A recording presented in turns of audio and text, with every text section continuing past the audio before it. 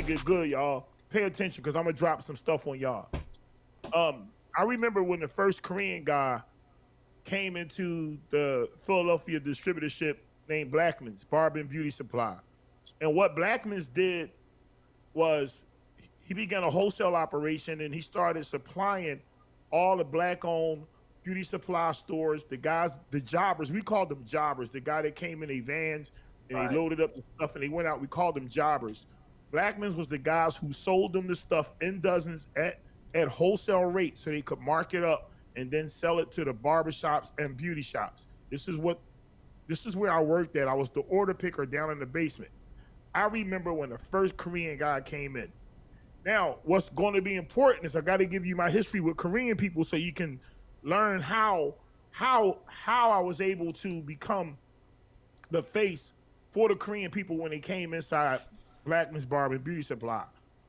I was doing Korean Taekwondo under Master Duso Parks, who was one of the first Koreans to come into this country, along with his brother Monsoon Park, who started the Korean newspaper. So I was one of his karate students. So I had a relationship with a Korean man that was like a family structure, like a father and son.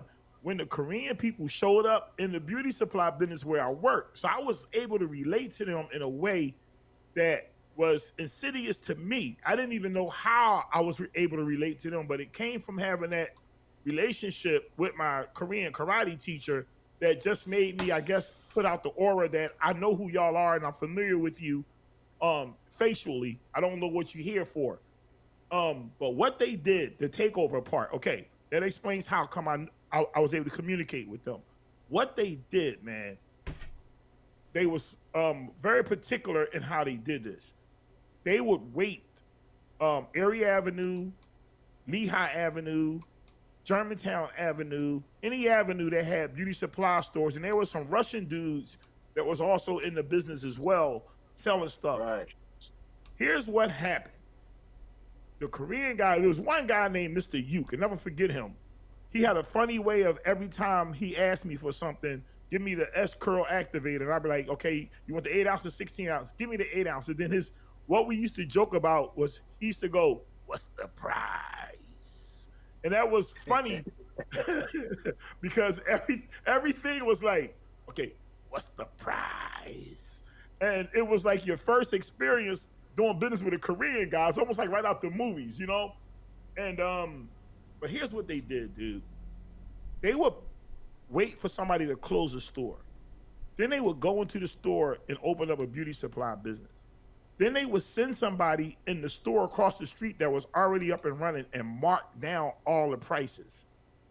Then they would come in to where I worked and they would buy the same items they saw and lower the price on purpose. Lower it so low to my business minded people. I'll give you an idea. There used to be an 80% to 100% markup on like shampoo. They would mark it up like 50%. So if Mr. Brown was selling it for $8.99, they would now sell it for like $6.99 and move the customers from Mr. Brown's store over to their new store. Now, because Mr. Brown had a full inventory, they would only buy the key items that was selling. And Mr. Brown had to maintain a whole inventory, and they would just blow out the key items at a rate that Mr. Brown couldn't afford to do it because he had to maintain the other items that was not selling as fast.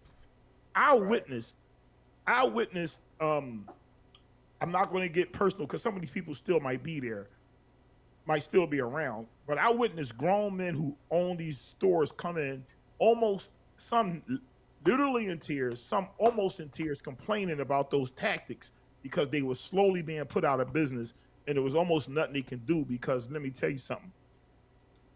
It's not like when you listen in the 80s when you black and you doing things and you living well, you going to work real hard, you bought yourself a nice home, you bought yourself a Cadillac, you dressed real nice, you wanted to make a statement to the kids in the community that you was doing well so they have somebody to look up to. So these men had already developed a profile of themselves that they had to maintain because they was like icons in the community.